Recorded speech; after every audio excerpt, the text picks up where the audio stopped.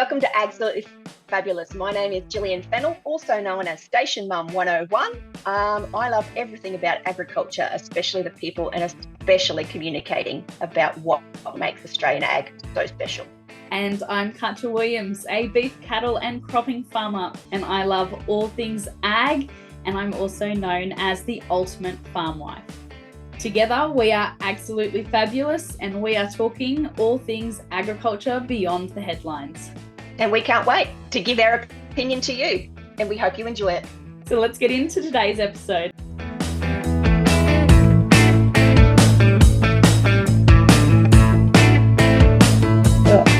Hi, welcome to another episode of Absolutely Fabulous. You're here with Gillian and Katja for episode 10, and we are talking pest management and about the new Netflix series, Territory. Yes. Wasn't that a cracker first episode? Because all I've managed to watch so far is the first episode because I've been driving a lot over the last few days.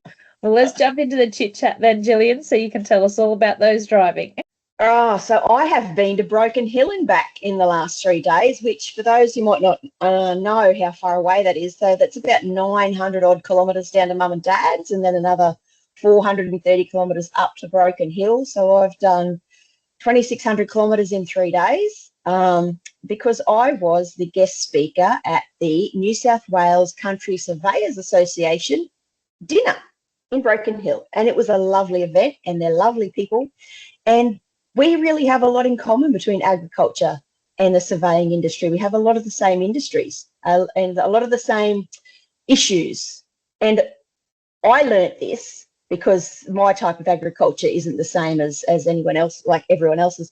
But surveyors and agriculture, especially in those more intensive things, like you think about pig sheds, chicken sheds, feedlots, those sorts of things, they work really closely together. So I learnt that, and that was, a really great bunch of people too.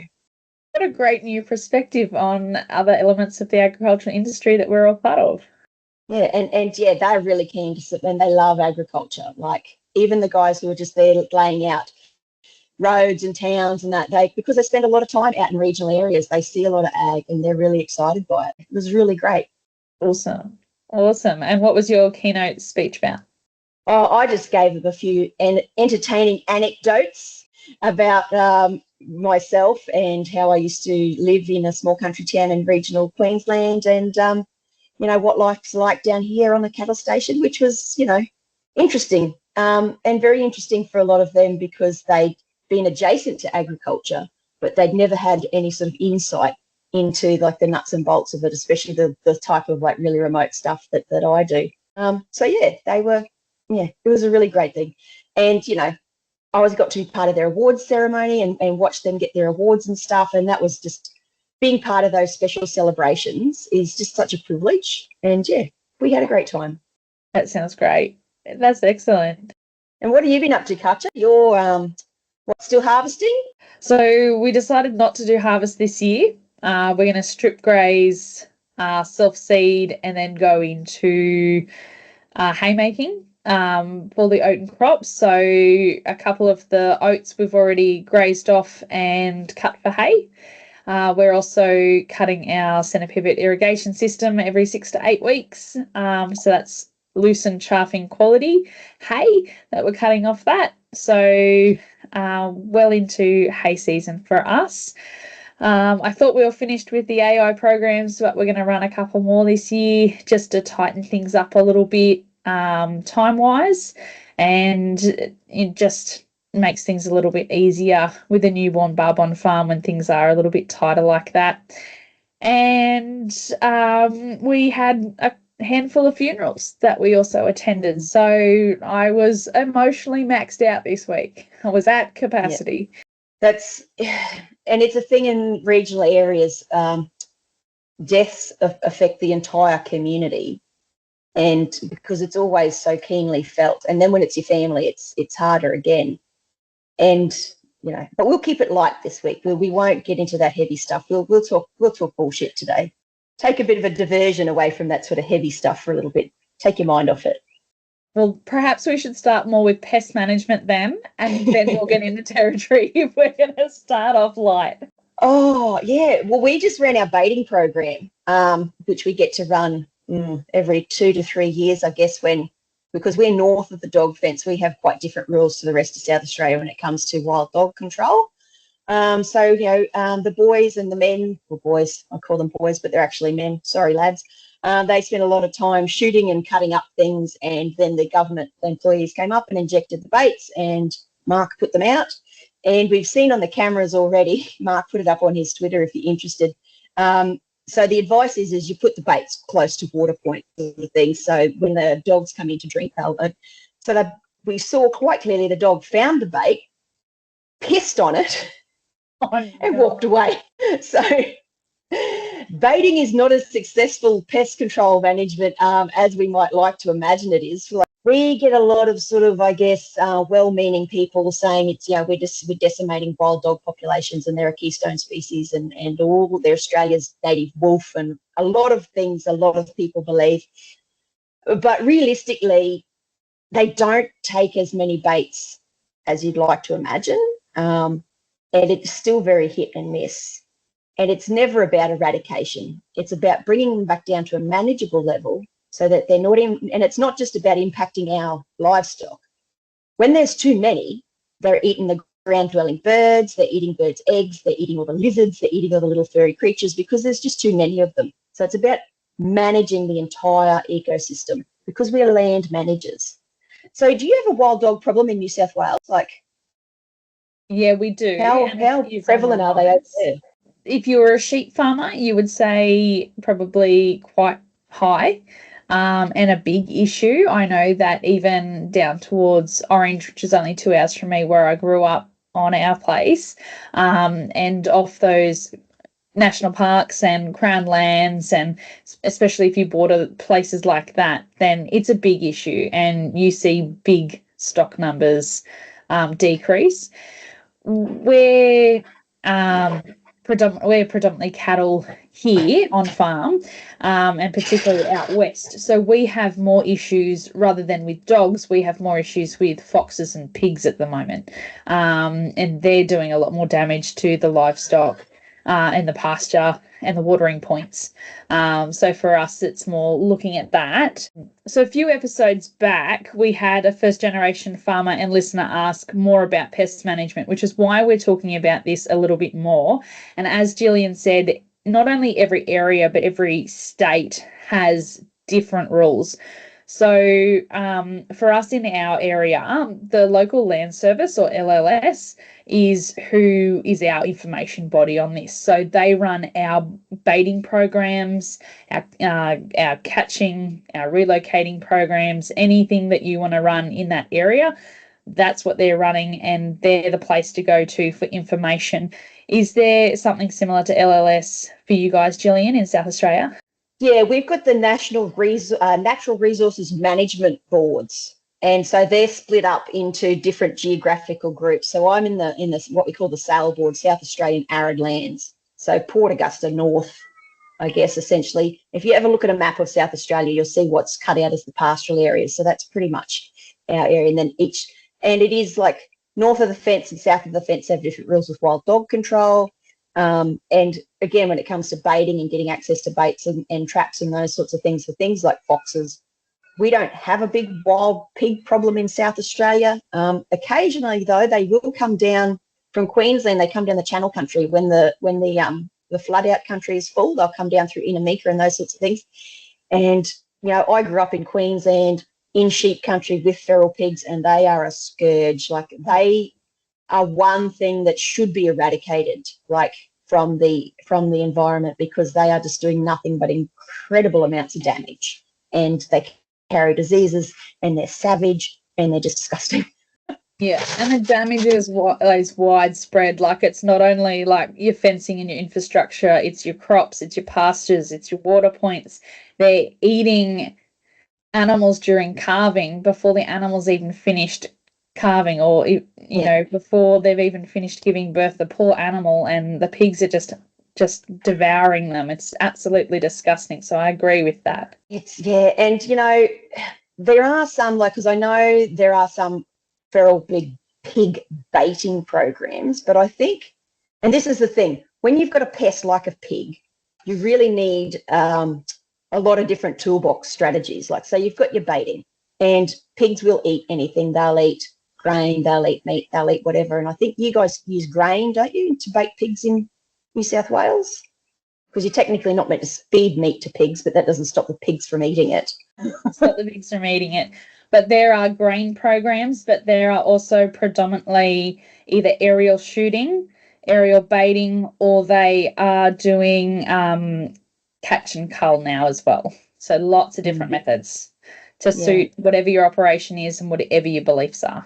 And that's a thing about a lot of pest control, like, because with the rabbits, we've seen those biological controls like myxomatosis and calicivirus really brought the rabbits under control. But like any sort of fast breeding creature, they are developing resistance to these sorts of things. So we need to keep investing in different management strategies for pest animals. Cane toads, they're just gone. Like, luckily, Australian native animals are pretty smart, actually. So crows and goannas and those sorts of things have figured out how to flip them over and eat them from the inside out. But again, they breed like so rapidly. And you know, the birds, what are they called? The Indian minor birds?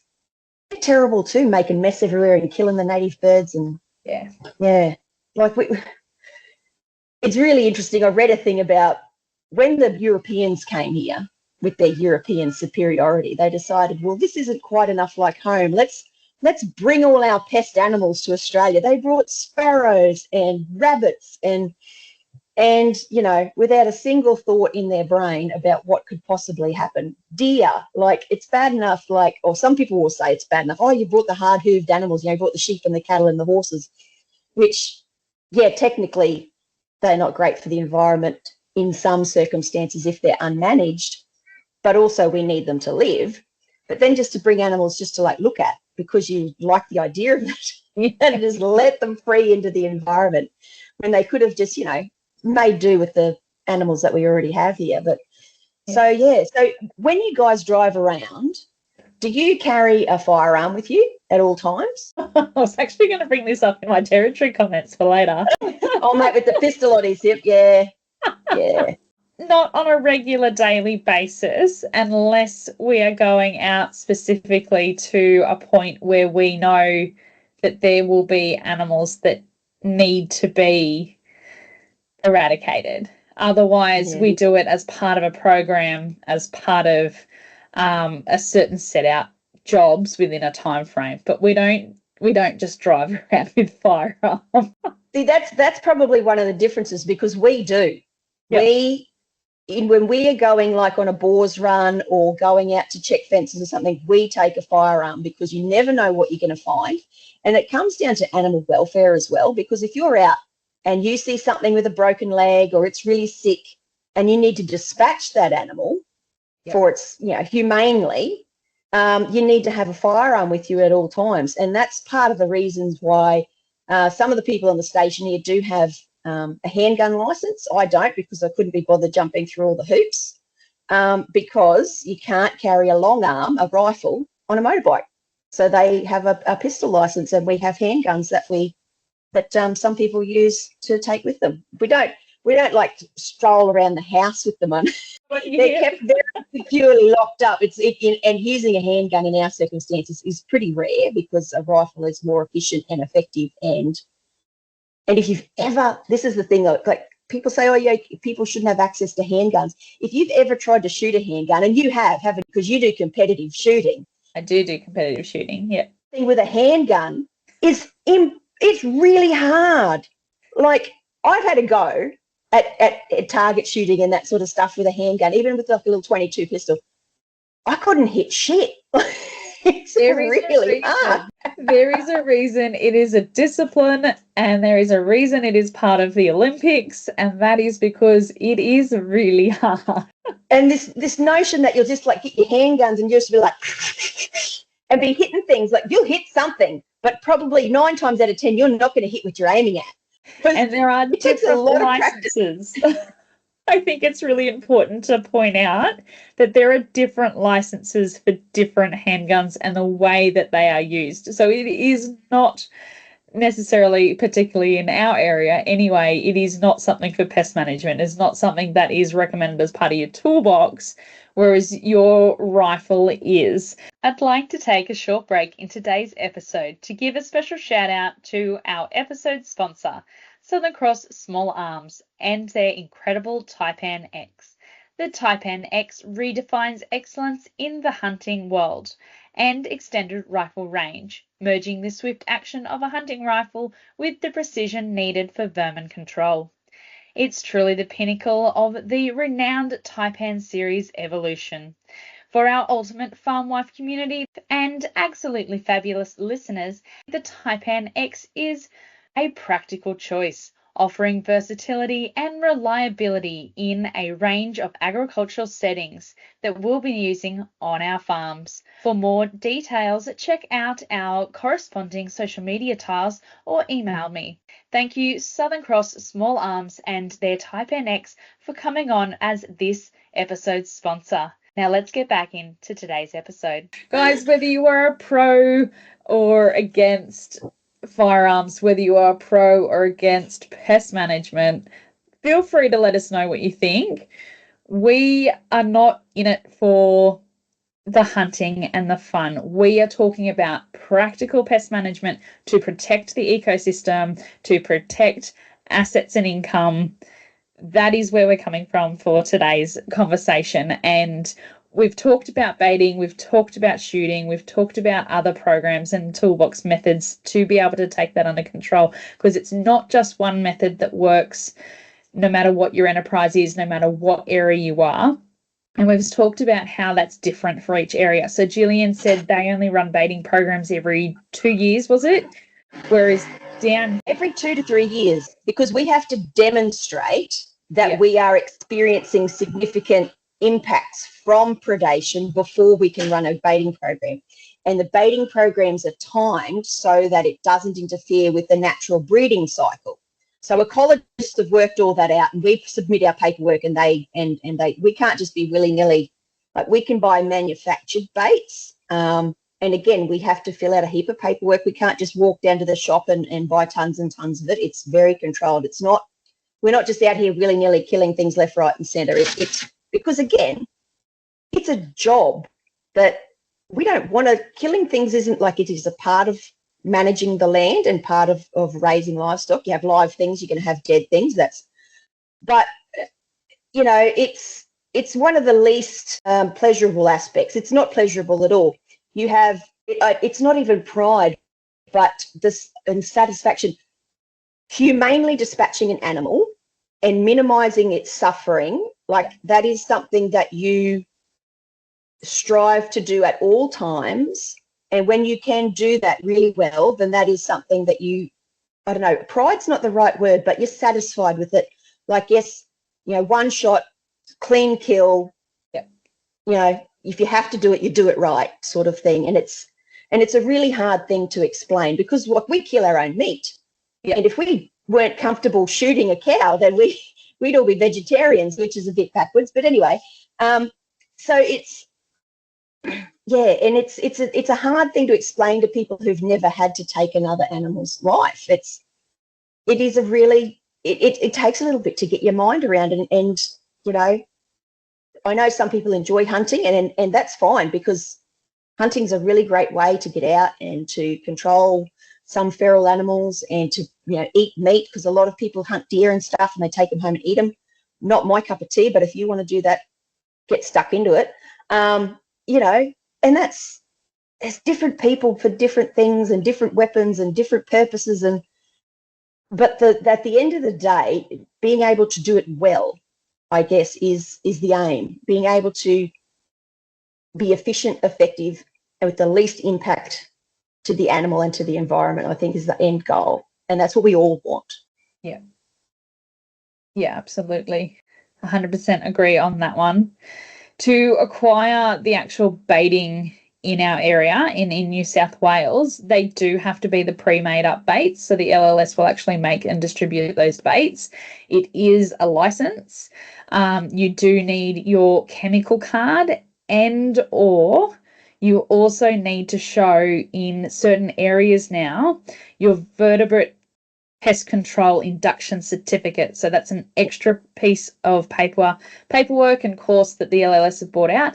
It is worth doing, particularly if this is a new concept for you. I've done the course myself as well, just to check it out. I'll probably link it in the description below if I can re-find the link. And that can be done face-to-face and online. But you do need your chemical card here. You do need to have done additional training for certain areas, and that is to make sure you know how to use the chemical, you know the pros and cons, you know how dangerous it is, you know that you're not going to let your own domestic animals off, like your own dogs or your kids or anything like that near it.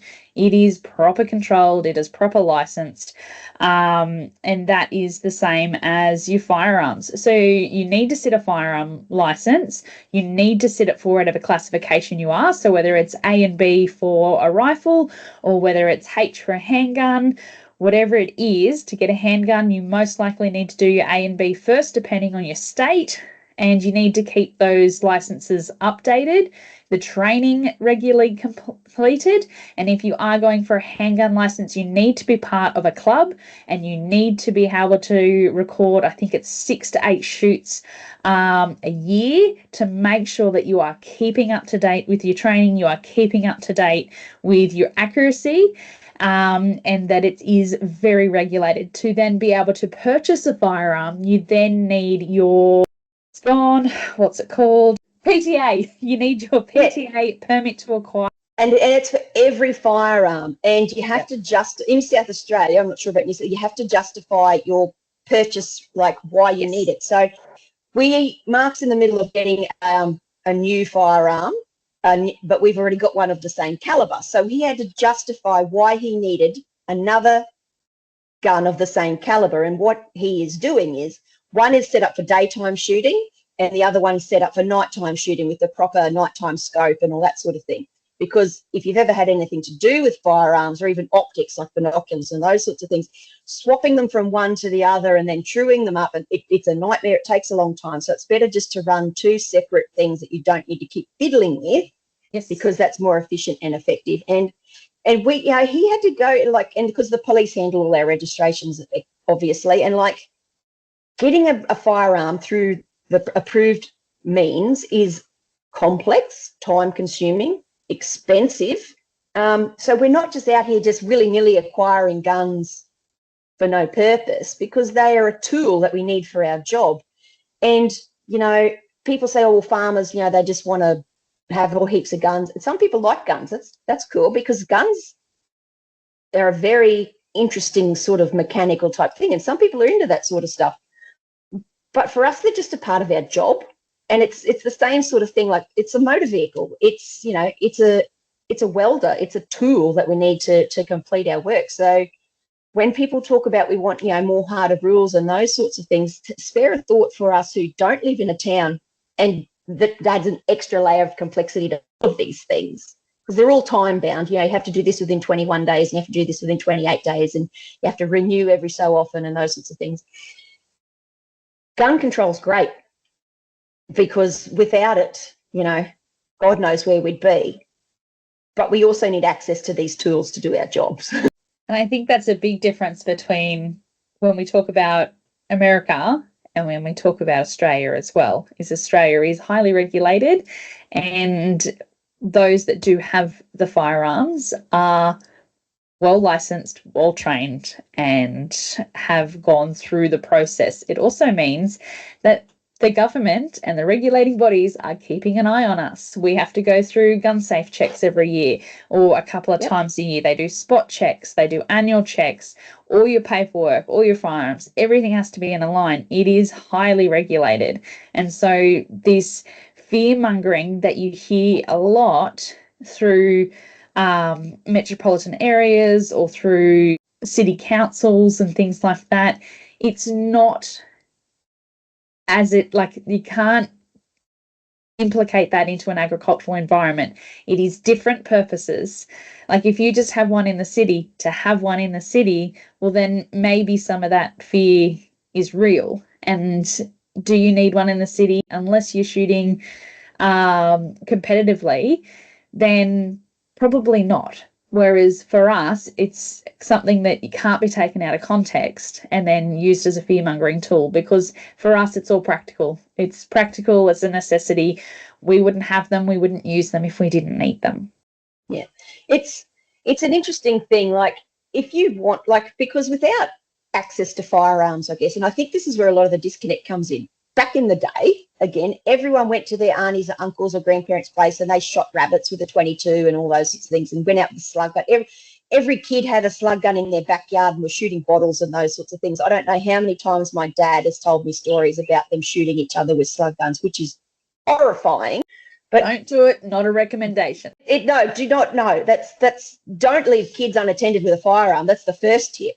Like, that's a terrible idea.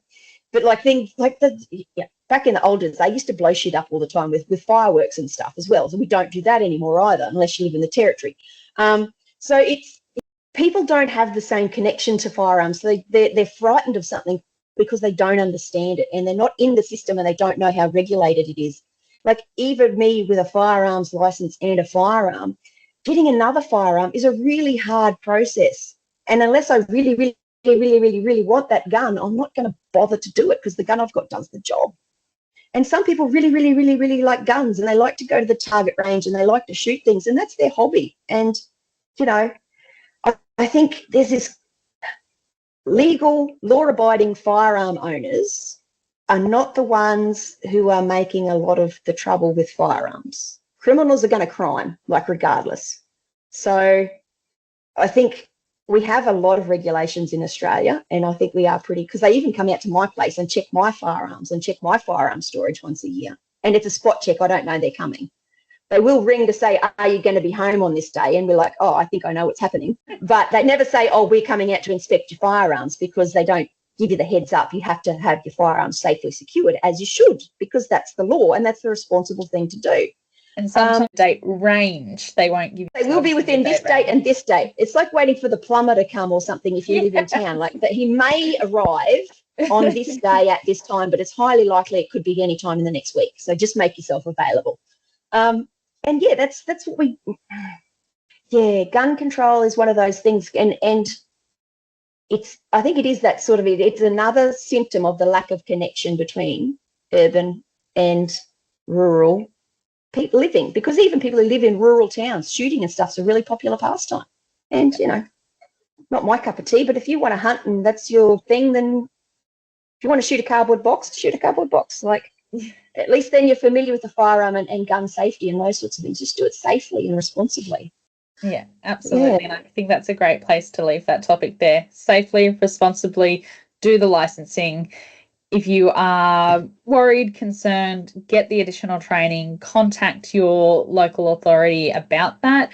And whether that's even just your local gun shop, whether that's your LLS, whether that's your police, whoever is your body that you want to know more information of. And websites are really great at the moment.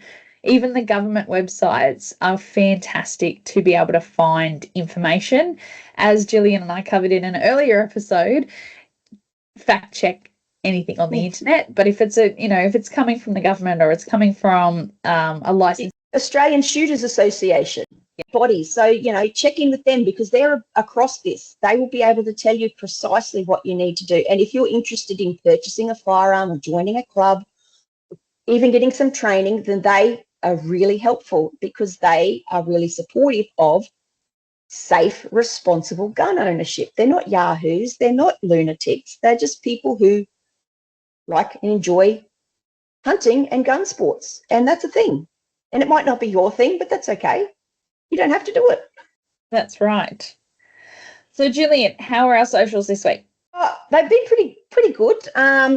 I love the shout out for Kerry. Kerry really enjoyed that little reel I made for her, because she's awesome. I've been pretty quiet because I've been driving a lot for the past week. But yeah, I love connecting with everyone. I love having a bit of a chat and a little bit of banter. So jump on and tell us. Twitter, Facebook, Instagram, share stuff with us. If you want us to look into something, if you want us to, share your photos and stuff, send them to us and we'll put them out there. We'll highlight what you're doing. We love that sort of stuff. If you've got an event or something you would like us to highlight, please let us know, because I'll quite happily give it a shout out on the socials. We love your comments. We love everyone sending everything in. So keep that up. We are enjoying that. You know what I did check though? We've got a 4.8 star rating on Apple Podcasts. So rate and review, because the reviews are really nice. I don't know why we only got 4.8. Like, give us 5 stars. Come on. Come on, 4.8. But no, I really like those because, like, yeah, it shows that people are listening and connecting. So please rate and review us, because there's a little thing now on Apple podcast thing with agricultural podcasts. So I want to get us on that recommended list. So if you rate us, it will end up on that list. So please do that for us. Okay, so that leads us into talking about the new Netflix series, The Territory. So 6 episodes have been released. I did get through 2.5 episodes. Gillian, you said you got through 1 episode. I've only done the one because it came out the day I was driving down to Mum and Dad's, and then I watched 1 episode that night, and then I had to get up early the next morning, drive to Broken Hill, and then on my way back from Broken Hill I had a migraine, and I'm still a bit under the weather. So I haven't finished watching it. I'm going to watch another couple of episodes tonight. And if you jumped on our Twitter feed, the Ag Fabs Twitter feed, I tweeted it as I was watching it, so you know exactly what I'm thinking. There's a bit of a Ghost of McLeod's daughters there. Everyone is so clean and everyone has their shirts tucked in. I didn't see a single ripped off pocket or sleeve in the whole scenario. And those of you who've ever spent some time on big cattle stations, you'll know why the sleeves and pockets get ripped off shirts. I won't mention it, because if you know, you know. And if you think you know, make sure you drop a note as to why people rip off their pockets and sleeves of their work shirts. Katja's looking, she's got no idea. That's intriguing, because I don't rip off my sleeves or pockets. I will tell you why later, because not that we're worried about being distasteful or anything, but it has a very distinct purpose. So yeah, I might put a poll out actually on Instagram. So if you know why people on stations rip off their pockets and sleeves of their shirts, see if you can answer that question, because I'm 100%. Some of you will know, but so I don't know. It's not the worst thing about rural Australia I've ever seen. Like, just for the first episode, they nailed the father-in-law. Oh, did they? They nailed the father-in-law. Yeah, I thought absolutely they've nailed that. And you know, some of the other characters, and like, I know it's a dramatization. I know I'm not their target audience, because, you know, some of the language they used, and I know why they did it, but it grated me a little bit. Like, oh, we're getting ready for the muster. We don't really call it the muster. We say we're getting ready for mustering. So it's just that sort of nuance type stuff that I know it's not for me. It's to explain things to, you know, an audience who might not have that big of a connection.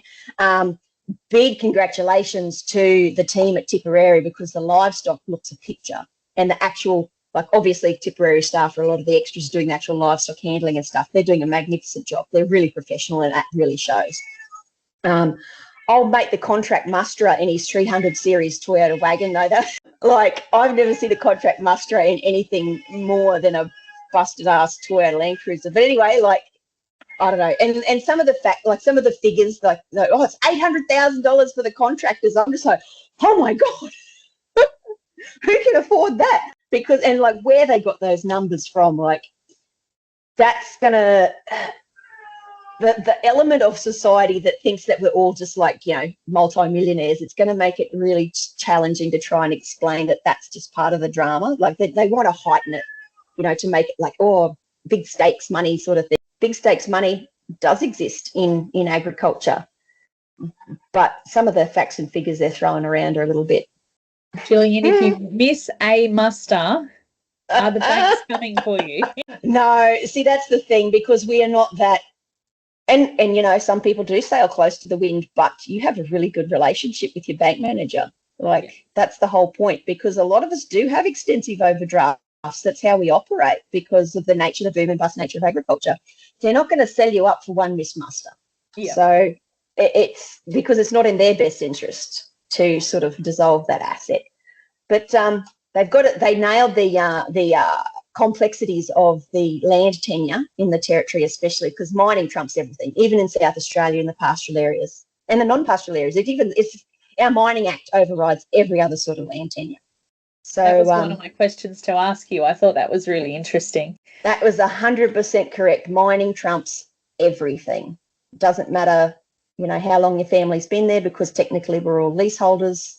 If the government says, yep, this mining company's got, and they do have right of way, they can come and do whatever they like, because the Mining Act trumps every other type of land tenure. So that is 100% true.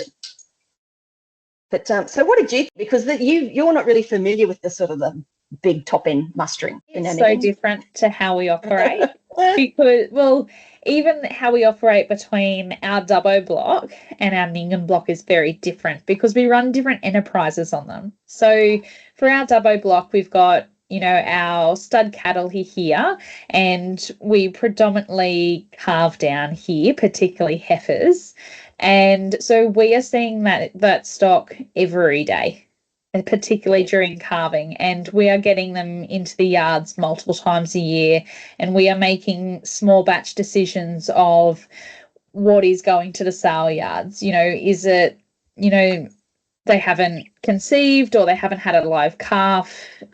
Depending on the season, they might get one shot, they might get two shots at having a calf. And if they haven't, because we keep all those records, so if they haven't, or they're not structurally correct, or they're not heading in the breeding direction that we want to go, then we're making small decisions, and we will run a truckload up lots of times a year to sell small batches.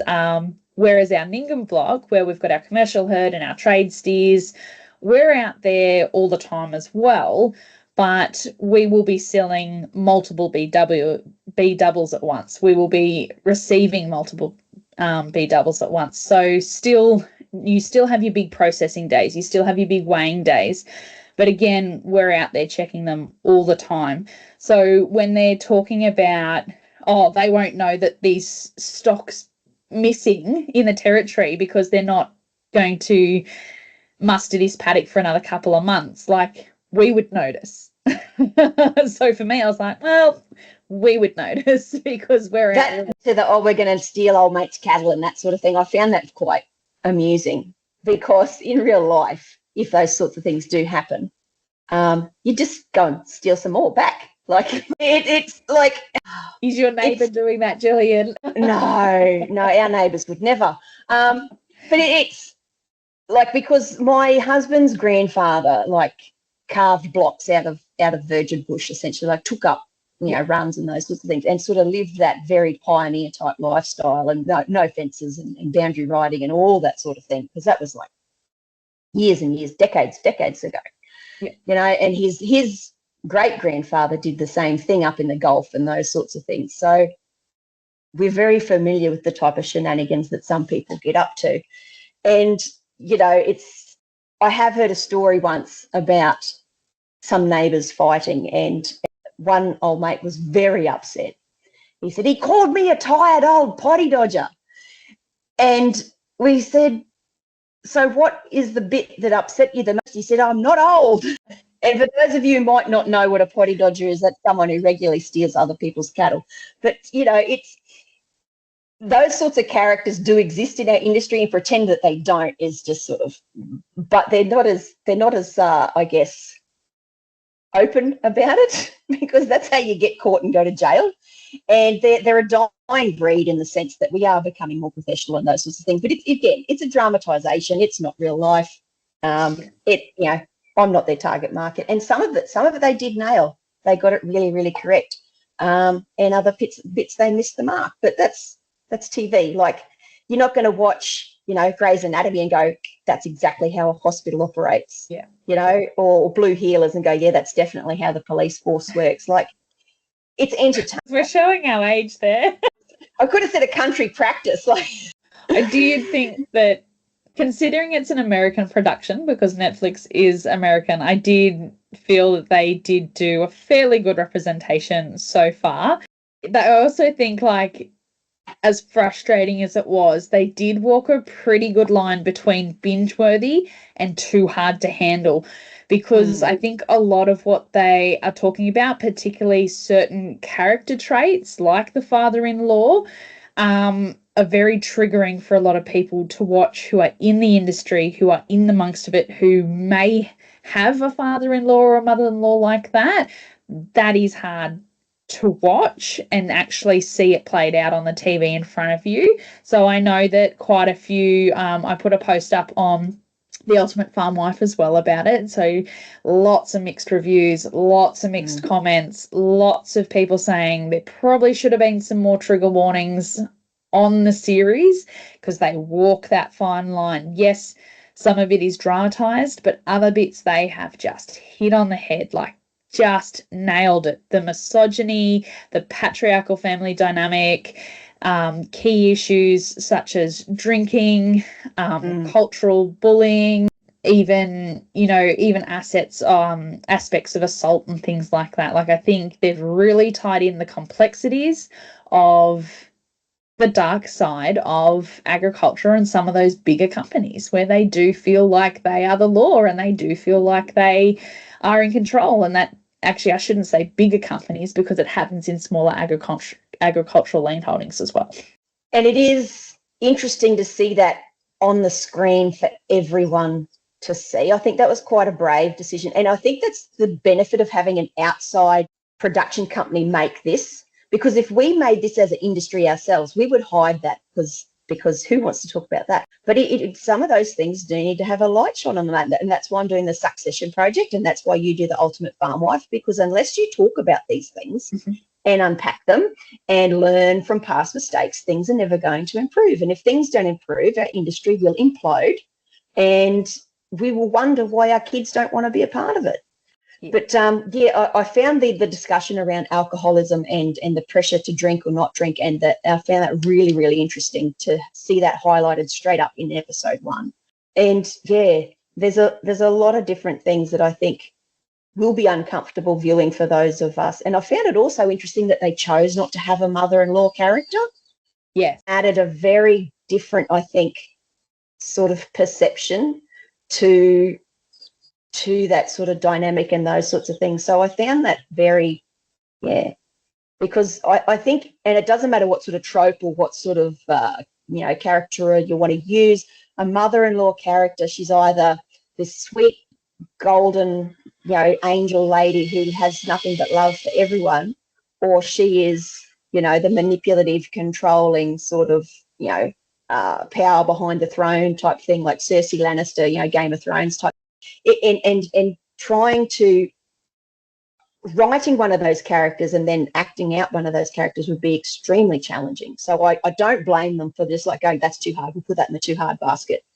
Yeah, absolutely agree. And I'm wondering whether they will bring in a side story with what happened with the mother-in-law later on in the series. I wonder if that is a side story that's coming and whether that's going to feed into why the father-in-law treats the second son the way that he does. I thought, maybe there's a sub-story there.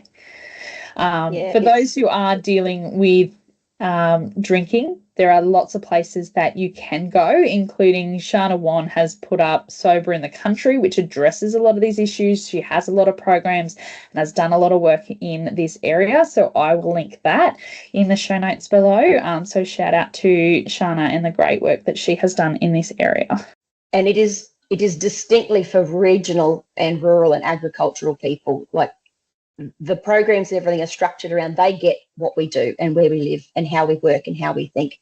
So if you've reached out for help before to another type of organisation and you haven't had the results you're looking for, don't give up. Really try Sober in the Country, because they get us. They get our lifestyle. They get the way we think. So definitely have another try.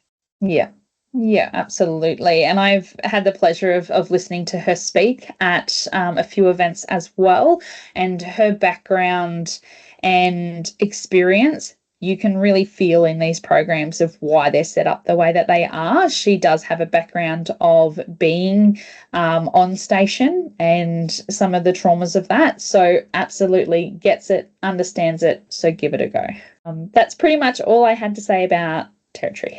We'll look forward to doing Farmer Wants a Wife, because I think that'll be a lot less traumatic. I think it will be a lot less traumatic. Guys, we're going to put up a social tile on Territory as well. Thanks for participating over on Twitter as Gillian watched it and shared her thoughts. We love hearing from you again, so please jump on that, whether you're pro, against. I've actually removed it from my viewing list. I don't think I will go back and peruse anymore.